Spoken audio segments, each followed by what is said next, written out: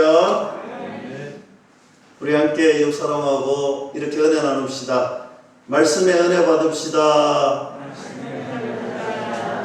할렐루야.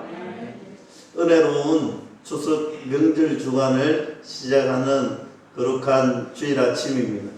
저는 오늘 우리 믿음의 식구들이 또 출타하고 또 함께하지 못하는 식구들, 그리고 또 이 자리에 또 명절을 맞이해서 오신 모든 믿음의 우리 식구들, 나아가서 온라인으로 함께 예배하는 우리 식구들이 주의 말씀과 주의 은혜 가운데 충만하기를 주님의 이름으로 간절히 축원합니다. 이제 계속되어서 우리가 지난주의 말씀을 이어서 함께 봅니다. 우리가 본문 말씀을 읽지는 않았지만 우리 마가복음 우리 14장 오늘은 43절 말씀부터 계속해서 말씀을 강론하려고 합니다. 예수님께서 겟세마네 동산에서 이제 기도를 마치시고 이제 일어났던 사건이죠. 기도를 마치시고 일어났던 사건, 우리가 너무나 잘 알고 있는 사건입니다. 가룟 유다가 이제 예수님을 배반하고 예수님을 은40에 파는 사건이 등장을 합니다. 오늘 가룟 유다는 사내들인 공의회의 사람들을 모아서 이제 예수님을 잡으려고 겟세마네 동산에 올라왔습니다. 마치 중범죄자, 굉장히 악한 자들을 사로잡는 모습이 풍겨집니다. 손에는 금과 몽치를 들고 올라왔다, 이렇게 성경은 적혀져 있습니다. 그리고 그들은 이미 어떻게 예수님을 잡을지 서로 입을 맞추어서 올라왔습니다. 가룟 유다가 그들에게 말하기를, 내가 가서 입을 맞추는 그 사람이 예수다. 그를 너희들이 잡아서 이제 데리고 가면 된다라고 했습니다. 가룟 유다는 예수님께 웃음을 띠면서 다가와 입맞춤을 합니다. 아주 가식적으로 찾아와 입맞춤을 합니다. 우리 마가복음 성경에는 기록되어 있지 않지만 다른 복음서에 보면 그때 예수님께서 가룟 유다를 향하여서 이렇게 이야기하죠. 친구여. 오늘 가룟 유다는 예수님에게 가식적으로 다가와 입맞춤했지만 예수님은 끝까지 그를 사랑했다는 것을 볼 수 있습니다. 이제 1년의 무리들이 예수님을 잡아 데려갑니다. 오늘 베드로가 그 광경을 보면서 그 사람들의 허리에 차고 있는 칼을 빼내어 이제 대제사장의 종 말고의 길을 잘라버립니다. 예수님께서 다시 붙여주시면서 베드로에게 말씀하시기를, 베드로야, 칼은 칼집에 다시 놓아두어라. 칼을 쓰는 사람은 칼로 망할 수밖에 없는데 너는 그것을 모르겠느냐? 내가 지금이라도 아버지께 기도하면 내가 이렇게 잡혀가지 않아도 된다는 것입니다. 12군단이 내게 다가와 나를 풀어줄 수 있다라는 거예요. 힘이 없어서 내가 잡혀가는 것이 아니라는 것입니다. 제자들은 순순히 잡혀가는 예수님을 이제 뒤로 하고 도망을 갑니다. 그때 마가복음에는 에피소드 하나를 넣어 놓았지요. 에피소드가 51절, 52절 말씀입니다. 다른 복음서에는 없는데 이 마가복음에는 있습니다. 한 청년이 벗은 몸에 배 호디부를 두르고 예수를 따라가다가 무리에게 잡힘에 배 호디부를 버리고 벗은 몸으로 도망하리라 했습니다. 여러분, 이 청년이 누구겠습니까? 많은 신학자들은 이 청년이 바로 이 마가복음의 저자 마가다, 그렇게 이야기합니다. 그럼 이 에피소드를 한번 재구성해 보겠습니다. 오늘 예수님께서 겟세마네 동산에 기도하러 가셨지요. 오늘 가룟 유다가 예수님을 잡으려고 기세등등하게 군병들을 데리고 옵니다. 그 광경을 오늘 마가가 보았을 것입니다. 그래서 기도하고 있는 예수님을 향하여서 달려갔을 것입니다. 예수님, 지금 오면 지금 잡힌다는 거예요. 그런데 그가 막 달려갔는데 이미 예수님께서는 잡히신 상태였어요. 바로 그 모습을 보고 오늘 마가는 벳호딥을 오늘 그것을 벗어 던져버렸다. 이것은요, 아마포라고 하는 굉장히 비싼 옷입니다. 오늘 굉장히 비싼 아마포를 벗어 던지고 겉옷만 입고 도망왔다는 거예요. 여기에서 첫 번째는 마가는 굉장히 부잣집 아들이었을 것입니다. 그리고 또 한 가지는 당시에 이렇게 비싼 옷을 벗어 던져 두고 도망할 만큼 긴급한 상황이었다. 어마무시한 상황이 그곳에서 연출이 되었다는 것입니다. 예수님은 그렇게 잡히셔서 어디로 갔느냐? 대제사장 가야바 집으로 갔습니다. 원래 재판을 하려면 사내들인 공의회에 가서 재판을 해야 되잖아요.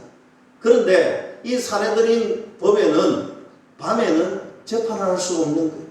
밤에는 재판을 할 수가 없으니까 오늘 대제사장 가야바 집에 갑니다. 빨리 재판을 끝내기 위해서 오늘 대제사장 집에 가서 이미 정해놓은, 오늘 예수님이 정해놓은 그 형벌은 사형이지요. 오늘 그 사형을 빨리 신속히 하기 위해서 가야바의 집에 가서 이제 말을 맞춥니다. 정인들을 세웁니다. 그런데 보세요. 오늘 이 사형 집회는 유대 당시에 신성모독교회는 사형 집회를 할 수가 없습니다. 그러면 예수님을 신성모독에 넣어야 되는데 이 신성모독을 하려니 예수님께서 신성모독할 만한 것이 없었잖아요. 그래서 묘수를 짜냅니다. 얼마 전 성전 정화 사건, 오늘 이 성전 정화 사건을 이제 그들의 이제 법대로 이제 말을 맞춥니다. 여러분 아시다시피 성전을 모욕하는 것, 그것이 오늘 신성모독인데 이 사람이 성전을 무너뜨리고 3일 만에 자기 손으로 짓는다. 예수님이 하신 말씀이지요. 오늘 예수님의 신성, 오늘 메시아의 그런 거룩성을 보여주기 위해서 오늘 교회 정화, 당시에 참으로 교회 안에서 행해지는 악한 일들에 대해서 분노하시면서 하셨던 말씀인데 오늘 이 말을 그들이 이제 두세 사람의 정인이 모여서 이제 신성모독으로 몰려고 합니다. 그런데 중요한 것은 이들의 말이 맞지가 않는 거예요. 어떤 사람은 말씀으로 짓는다 했고 어떤 사람은 그냥 짓는다 하고 어떤 사람은 3일이라고 했다가 서로 말이 맞지 않는 거예요. 두세 사람의 정인이 말이 맞아야 되는데 말이 맞지 않는 거예요. 그때에 대제사장이 예수님께 직접 신문을 합니다. 61절 62절 말씀입니다. 침묵하고 아무 대답도 아니하시거늘 대제사장이 다시 물어 가로되 너가 찬송받을 이의 아들 그리스도냐? 예수께서 이르시되 내가 그니라. 인자가 권능자의 우편에 앉은 것과 하늘 구름을 타고 오는 것을 너희가 보리라 했습니다. 여러분 오늘 61절 하반절 말씀 보면 너가 찬송받을 이의 아들 그리스도냐? 여러분 이 말은 한마디로 이렇게 묻는 겁니다. 네가 메시아냐? 오늘 네가 하나님의 아들 그리스도 메시아냐라고 물었습니다. 그때 예수님께서 대답하시기를 맞다. 내가 그니라. 인자가 권능자의 우편에 앉은 것과 하늘 구름을 타고 오는 것을 너희가 보리라 했습니다. 이 말씀은 시편 110편 1절 말씀에 메시아에 인용된 말씀입니다. 오늘 네가 말하는 메시아다. 오늘 예수님이 이야기하니 대제사장이 그때 이렇게 이야기합니다. 이제 더 이상 신문할 필요가 없다. 오늘 신성을 모독한 예수다. 오늘 그렇게 해서 사형 집행을 이제 하게 됩니다. 바로 그런 상황 속에서 오늘 본문 말씀 66절이 펼쳐집니다. 베드로는 아랫뜰에 있더니 대제사장의 요정 하나가 와서 베드로는 기세등등한 오늘 그들을 따라 오늘 대제사장 가야바의 집에까지 오기는 왔습니다. 그런데 그가 숨어서 많은 사람들과 함께 불을 쬐고 있는데 한 여정이 왔습니다. 여기에서 여정이라는 헬라어 단어 원문에 보면 어린 소녀였습니다. 어린 소녀 한 사람이 오늘 베드로에게 다가와 질문을 합니다. 67절 말씀에 베드로가 불 쬐고 있는 것을 보고 주목하여 이르되 너도 나사렛 예수와 함께 있었도다 하거늘 했습니다. 보세요. 오늘 여정 어린 소녀가 와서 베드로를 한번 실컷 봅니다. 실컷 보고 나니 어디서 이 사람 본 것 같다는 거예요. 어디서 이 사람 본 것 같아서 주목해서 베드로를 보다가 너 예수님과 함께 있었던 그 도단이 아니냐? 오늘 예수님과 함께 있었지 않느냐? 라고 묻습니다. 베드로는 너무 다급한 나머지 첫 번째 예수님을 부인합니다. 사실 가민 반응이지요. 어린 소녀가 그냥 한번 보다가 말하는 거 무시하고 지나갈 수 있습니다. 일어나서 그 자리를 떠나갈 수도 있습니다. 그런데 오늘 베드로는 가민해서 반응을 합니다. 68절 말씀에 베드로가 부인하여 이르되 나는 너가 말하는 것이 무엇인지 알지도 못하고 깨닫지도 못하겠노라. 그만 부인하고 말았습니다. 그리고 나서 베드로는 계속해서 68절 하반절에 보면 앞들로 나가세. 여러분 성경에 보면요, 이 68절 하반절 말씀에 아마 대부분 성경책에 간주가 달려 있을 것입니다. 어떤 사본에 보면 이때 닭이 한번 울었다, 이런 사본이 있대. 물론 성경에는 닭이 언제 한번 울었는지는 나오지 않고 두 번째 울었는 것만 나옵니다. 근데 이 68절 말씀 하반절에 그 사본에, 어떤 사본에는 닭이 울었더라 적혀 있대. 근데 중요한 것은 이제 앞들로 나가서 자리를 옮깁니다. 한 여정이 또 옵니다. 그리고 이 여정은 오늘 베드로에게 묻지 않습니다. 곁에 있는 사람에게 이렇게 이야기합니다. 이 사람은 그 도단이라. 여러분, 있을 수 있는 이야기잖아요. 사람들이 여러 명 모여서 이야기를 나누고 있는데 오늘 자기한테 물은 것도 아니고 옆에 있는 사람한테 물었는데 베드로는 그때에도 가민 반응합니다. 못 들은 척 무시할 수도 있었는데 그만 부인하고 맙니다. 70절 말씀에 조금 후에 곁에 서 있는 사람들이 다시 베드로에게 말하되 너도 갈릴리 사람이니 참으로 그 도단이다 했습니다. 이번에는 옆에 있는 사람이 베드로에게 직접 이야기합니다. 너도 같은 도단이다. 여러분, 여기에서 참 재미있는 것이 있습니다. 사실 베드로가 첫 번째, 두 번째 그냥 무시하고 가민 반응 보이지 않았으면 어쩌면 그의 정체가 들키지 않았을 것입니다. 그가 계속해서 가민 반응해서 나는 아니다라고 고백을 했는데 그런 거죠. 여러분, 우리가 서울 사람, 부산 사람, 대구 사람, 제가 부산에 온 지 벌써 7년인데 아직까지도 나가면 부산 사람 같지 않고 대구 사람 같대. 이유가 뭡니까? 말투가 그래서 그래요. 말투가. 얼굴 보고는 모르잖아요.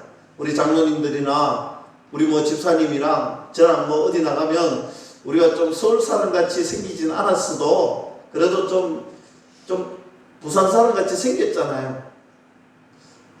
그런데 오늘 이 베드로가 왜 갈릴리 사람이라고 들통해 놨느냐면 똑같은 거예요.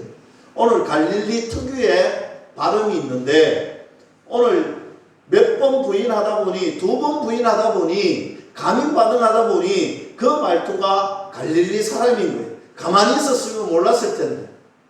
그래서 오늘 옆에 있는 사람이 너도 그 도단이다. 너는 갈릴리 사람이 분명하다. 이때 베드로는 세 번째 부인합니다.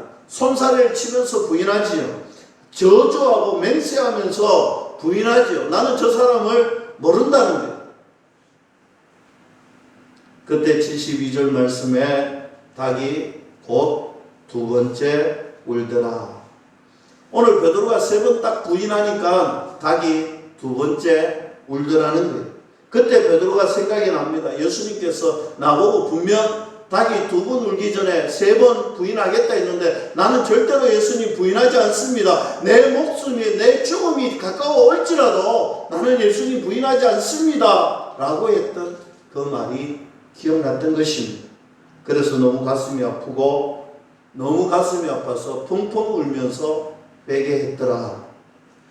저는 오늘 이 본문 말씀을 통해서 세 가지의 질문을 던져보려고 합니다. 첫 번째 질문은 이런 것입니다. 베드로는 왜 예수님을 부인했을까? 베드로는 왜 예수님을 부인했을까? 성경을 보면서 제가 느낀 것은 두려움 때문이다. 베드로는 두려웠을 것입니다. 예수님을 세 번씩 모른다 부인한 것은 두려움입니다. 여러분, 두려우면 아무 생각이 나지 않습니다. 무서우면 아무런 것이 기억나지 않습니다. 마비가 됩니다. 두려운 일이 생기면 그 두려운 문제에 모든 생각이 함몰됩니다. 그 두려움만 보게 되고 자기의 생각을 잃어버리게 됩니다. 앞이 캄캄합니다. 아무것도 할 수 없습니다. 가능성이 사라져버립니다. 그냥 두려운 거예요. 그래서 부인하고 말았던 것입니다. 스페인의 왕 페르디난도 5세가 어느 날 점장이를 만났습니다. 점장이가 하는 말이 왕이시여, 왕은 절대로 마르디칼에 가지 마세요. 마르디칼의 도시에 가면 왕은 죽습니다. 그래서 왕은 이 마르디칼 도시에 가지 않습니다. 나는 안 죽기 위해서 가지 않겠다. 20년이라는 세월 동안 궁궐이 있는 마르디칼에 가지 않았습니다. 어느 날 민정 시차를 놨는데 날이 어두워지고 시골 마을에서 하룻밤을 유숙하게 되었는데 아침에 일어나 보니 몸이 좀 찌뿌둥한 거예요. 평소하고 다른 거예요.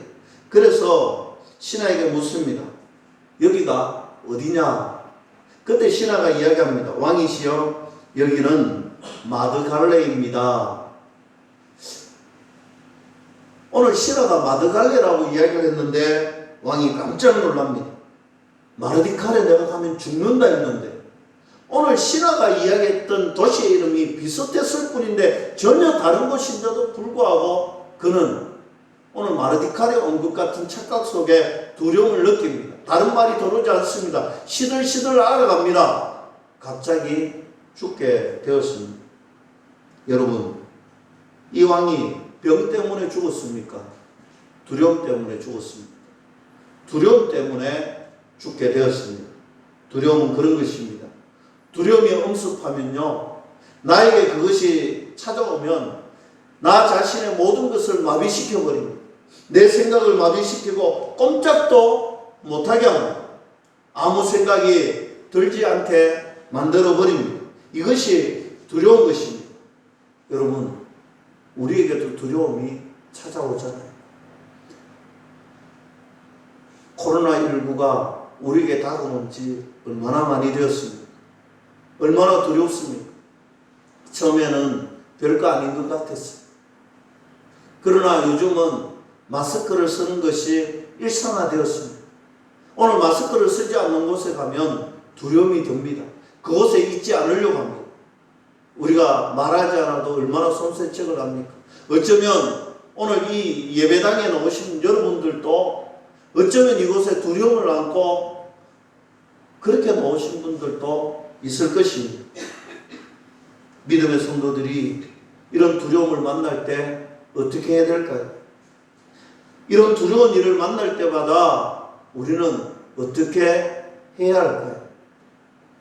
저는 오늘 이 아침에 우리가 두려울 때, 우리에게 두려움이 엄습해 올 때, 여러분들 하나님의 언약의 말씀을 붙들 수 있게, 하나님의 말씀을 기억할 수 있기를 주님의 이름으로 간절히 축원합니다. 이사야 41장 10절 말씀이면 충분합니다. 두려워하지 말라. 내가 너와 함께하노라. 놀라지 말라. 나는 너의 하나님이 됨이라. 내가 너를 굳세게 하리라. 참으로 너를 도와주리라. 참으로 나의 의로운 오른손으로 너를 붙들리라. 할렐루야. 이 말씀이 저와 여러분들의 두려움을 극복할 수 있는 귀한 은혜의 언약의 말씀 되기를 주님의 이름으로 다시 한 번 더 간절히 축복합니다. 루마니아가 공산정권 시절에 리차드 범브라트라는 목사님이 복음을 전하다가 잡혀서 감옥에 가게 되었습니다.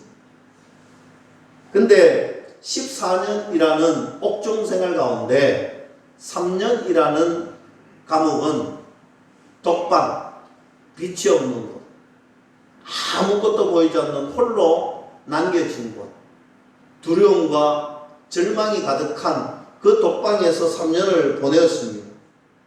어느 날 죽음에 대한 두려움이 그에게 엄습해 왔습니다. 견딜 수가 없었습니다. 그때 기도했습니다.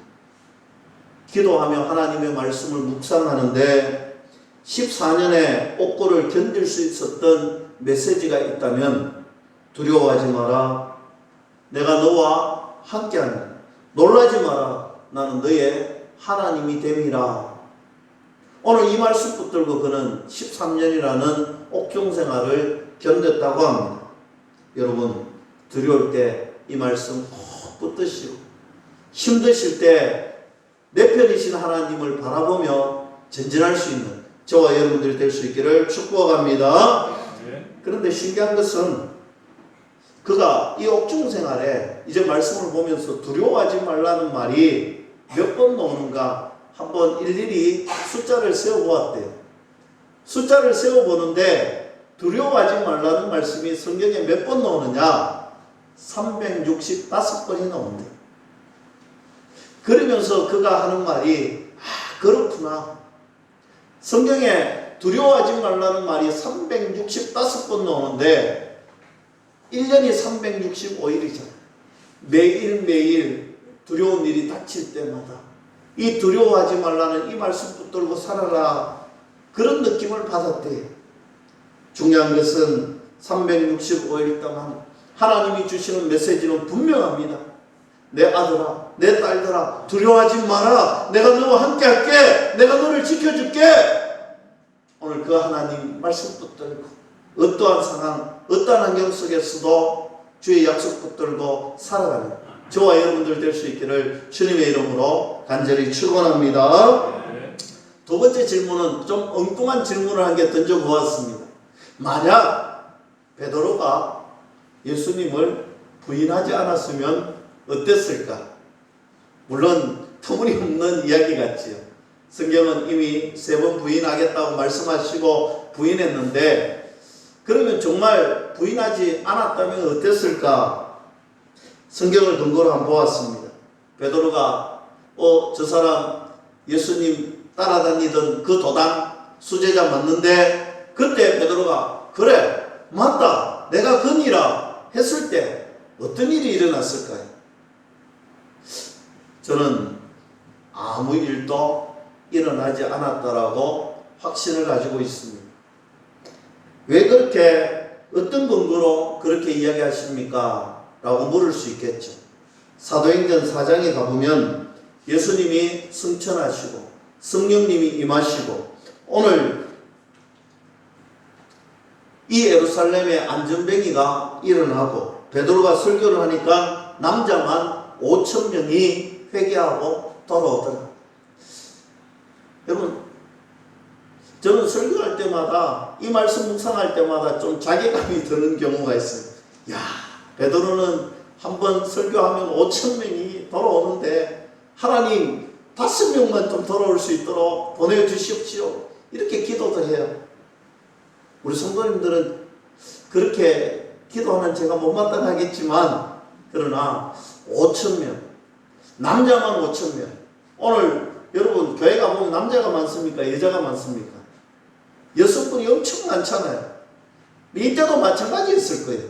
오늘 남자만 계수하는 것은 당시의 풍습이 그래서 남자만 계수했어요. 그런데 어마어마하게 많은 사람들이 베드로의 설교할 때 돌아왔을 거예요. 오늘 안전뱅이를 일으켰어요. 누가 걱정되었겠습니까? 맞습니다. 사내들인 공의회가 걱정합니다. 그래서 베드로를 호출합니다. 불러서 묻습니다. 너 이 안전뱅이를 고친 사람이 너 맞느냐? 그때 베드로가 아이고 아닙니다. 제가 아니에요. 이렇게 부인하지 않았습니다. 베드로는 그때 분명하게 이야기합니다. 그 사람 제가 고친 거 맞습니다. 그런데 더 정확하게 얘기하면 제가 고친 것 같긴 하지만 그러나 정확한 것은 바로 내가 믿는 예수님께서 고치시고 일으키시고 회복시키셨다라고 그는 고백을 합니다. 그리고 분명하게 이야기합니다. 이 예수는 건축자의 버린 돌로서 모퉁이 머릿돌이 되셨다. 할렐루야. 여러분 오늘 이 말은 베드로가 오늘 사내들인 공의회 대제사장 앞에 이렇게 이야기합니다. 단순히 내가 예수님을 안다 여기에서 그치지 않습니다. 너희들이 얼마 전에 십자가에 못 박았던 그 예수님, 나는 그 예수님을 믿고 따르는 제자다. 더 중요한 것은 내가 고친 것처럼 안전병이를 일으킨 것처럼 보일지 모르지만 정확하게 너희들이 십자가에 못 박았던 그 예수님이 고치시고 그 예수님이 메시아시고 그 예수님을 믿는 자들이 구원받아 천국 시민 하나님 나라의 백성이 된다. 오늘 이 믿음의 선포를 했습니다. 이때 사내들인 공의회의 대제사장이 이렇게 이야기합니다. 나가라. 아무 말도 하지 못하고 그냥 나가라. 여러분 그런 거죠. 아무 말도 하지 못했습니다. 베드로는 지금 이 순간에 예수님은 나의 주인이시고 나의 주님이시고 나의 메시아라고 고백했는데 하나님께서 이 베드로를 지켜주신 줄로 믿을 수 있기를 축복합니다. 사도행전 4장 그것을 이야기합니다. 어떤 두려운 환경 속에서 어떤 어려운 환경 속에서 너희들 그 두려움 그 어려움 그 앞에 염려하지 말고 걱정하지 말라는 거예요. 그때 고백하라는 거예요. 예수님이면 됩니다. 예수님이면 됩니다. 예수님 믿고 예수님 따르고 예수님이 나를 보호해 주시고 나를 지켜주신다는 그 약속 붙들고 믿으면 예수님께서 우리를 안전하게 거할 수 있도록 지키시고 보호해 주신다. 이 언약의 말씀 붙들면 된다. 믿을 수 있기를 축복합니다. 세 번째로 예수님께서는 왜 베드로에게 닭이 2번 울기 전에 3번 부인한다라고 말씀했을 거예요. 그냥 너는 오늘 밤 나를 3번 부인할 것이다 이렇게 말할 수도 있었는데 그냥 닭이 2번 울기 전에 너가 나를 3번 부인한다 라고 꼭 집어서 이야기했을 거예요. 72절 말씀 보세요. 베드로가 3번을 딱 부인했더니 닭이 곧 2번째 울더라. 마침 닭이 울었다는 거예요. 중요한 것은 곧 3번 부인했던 그때 곧 닭이 2번 울더라. 여러분 닭이 왜 울었을 거예요? 닭은 이것 때문에 울었습니다. 하나님이 베드로에게 회개할 수 있는 기회를 주신 거예요. 베드로에게 회개할 수 있는 기회를 주신 거예요. 그래서 이때 곧 닭이 2번 울었더라. 오늘 회개의 사인을 주신 것입니다. 너는 그 순간에 회개하면 회복될 수 있다. 오늘 그것을 사인해주고 있는 것입니다. 너는 지금 회개하라. 그럼 내가 회복시켜 줄게. 오늘 예수님이 그래서 말씀하셨던 것입니다. 우리에게 하나님은 언제나 회개할 수 있는 기회를 주십니다. 회개하면 살 수 있습니다. 회개하면 회복될 수 있습니다. 회개하면 다시 회복됩니다. 다시 일어설 수 있는 것, 주님 앞에 회개할 때 가능한 것입니다. 그래서 회개는 은혜인 것입니다. 오늘 이 아침에 주님은 우리에게도 물으십니다. 너는 회개할 수 있겠니? 너는 나 앞에 솔직히 고백할 수 있겠니? 어쩌면 닭이 2번 우는 순간이 지금 이 순간일 수도 있다라는 것입니다. 여러분에게 주님은 촉구하고 있습니다. 회개할 수 있는 자, 회복할 수 있고 회개할 수 있는 자 하나님이 세워주신다 약속하십니다. 닭이 2번 우는 소리가 들리거든 반드시 회개할 수 있는 저와 여러분들이 될 수 있기를 주님의 이름으로 간절히 축복합니다. 호세아서 6장 1절에 이렇게 말씀합니다. 오라 우리가 여호와께로 돌아가자. 여호와께서 우리를 찢으셨으나 도로 낫게 하실 것이요 우리를 치셨으나 사며 주실 것임이라. 할렐루야. 그렇습니다. 여호와께로 돌아갑니다. 회개하면 산다는 것입니다. 우리의 모습은 참 모순 덩어리입니다. 하나님의 현미경으로 우리를 분석해보면 우리가 거룩하게 사는 것처럼 살았지만, 우리가 하나님의 자녀답게 살았지만, 우리가 이 땅에 살아가는 삶을 정말 현미경으로 내어놓고 하나님의 눈으로 바라볼 때 얼마나 모순 덩어리들이 많았습니까? 하나님 앞에 부끄러운 것들이 얼마나 많았습니까? 닭이 2번 울기 전에 하나님이 주신 그 사인 붙들고 주님 앞에 회개하고 주님 앞에 고백하고 주님 앞에 자복하면 주님은 우리를 묻지도 따지시도 아니하시고 주님의 은혜로 우리를 다시 들어서 세우시고 우리를 하나님의 자녀로 귀하게 사용해 주실 줄로 믿을 수 있기를 주님의 이름으로 간절히 축원합니다. 말씀을 맺습니다. 인도에 한 청년이 교회 안에는 들어가지 않고 교회 밖에서 오랜 세월 동안 왔다 갔다 하던 청년이 있었습니다. 교회는 가고 싶은데 인도 사회에서 교회 가는 것이 쉽지 않았습니다. 그냥 바깥에만 맴돌았습니다. 어느 날 그가 눈이 아파서 병원에 가보았습니다. 검사를 했습니다. 충격적인 이야기를 듣습니다. 당신 눈에 독균이 들어가서 2눈을 뽑아내어야 당신은 살 수가 있다라는 거예요. 이 청년이 너무 암담했죠. 2눈을 뽑아내야 되다. 어떻게 살아갈지, 어떻게 살아가야 할지 앞이 캄캄합니다. 수술 날짜를 잡고 돌아옵니다. 청년이 그때 그동안 맴돌았던 그 교회 한번 들어가서 기도해보자. 교회 안에 들어가서 기도합니다. 하나님 제 눈을 뽑아야 된대. 하나님 제 눈을 뽑아야 된대. 하나님 눈 좀 고쳐달라고. 그때 불현듯 이런 생각이 떠오르더니 평소에 그 밖에서 맴돌다가 한 번도 들어오지 않았는데 내 눈 뽑히게 되니까 돌아와서 하나님께 눈 고쳐달라고 기도하는 자기의 모습이 얼마나 부끄럽던지 그때 그 기도하던 하나님께 진심으로 회개하기 시작합니다. 눈물을 펑펑 쏟으면서 주님 앞에 회개 기도하고 돌아갑니다. 이제 수술 날짜가 되어서 병원에 갑니다. 그런데 의사 선생님이 충격적인 이야기를 전해줍니다. 어떤 연유인지 모르겠지만 당신 눈에 있던 독균이 다 빠지고 수술 안 해도 된다는 거예요. 그래서 수술 안 하고 살았대요. 여러분, 저는 회개가 그렇다고 봅니다. 회개는요, 하나님 앞에 회개하면 우리의 육신만 회복되는 것이 아니라 우리의 심령이 회복되고 우리 인생이 회복되고 우리의 삶이 회복되는 은혜가 주어진다.